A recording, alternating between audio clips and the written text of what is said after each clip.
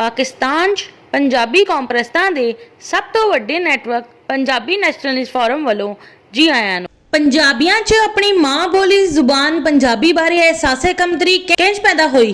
जदों एक doctor, engineer, जज या वकील, टीचर, प्रोफैसर, बैंकर, सहाफ़ी, मीडिया चैनल, सियासतदान दफ्तरां 'ਚ बैठे आला सरकारी अफसर वगैरह उर्दू बोलणगे ते मजदूर, किसान, मकैनिक, दुध वेचण वाला, मिस्त्री वगैरह पंजाबी बोलणगे ते लोकां 'ਚ आम तासुर यही जाएगा कि उर्दू पढ़िया लिखिया दी जुबान है ते पंजाबी अनपढ़ां दी जुबान है। इसलिए पंजाबी मावां पंजाबी जुबान बारे एहसासे कमतरी च मुबतला हो के अपने बालां नूं पंजाबी दी बजाय उर्दू सिखांदियां ने ते अपने बालां नूं पंजाबी बोलन तो रोकदियां ने।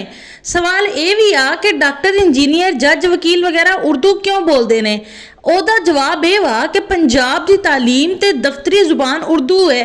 इसलिए अगर पंजाब की तालीम ते दफ्तरी जुबान पंजाबी होंदी तो फिर एक डॉक्टर, इंजीनियर, जज, वकील वगैरह ने भी पंजाबी बोलनी सी ते एक मजदूर, किसान, मिस्त्री ने भी पंजाबी बोलनी सी ते पंजाबियां 'ਚ अपनी मां बोली जुबान पंजाबी बारे एहसासे कमतरी पैदा नहीं होनी सी। इसलिए जदों तक पंजाब की तालीमी ते दफ्तरी जुबान पंजाबी नहीं होएगी, पंजाबियां 'ਚ अपनी मां बोली जुबान पंजाबी बारे एहसासे कमतरी खत्म नहीं होनी। लिहाजा दोस्तों, पंजाब की तालीमी ते दफ्तरी जुबान पंजाबी बनाने लई साडा पंजाबी नैशनलिस्ट फोरम PNF का साथ दो। शुक्रिया।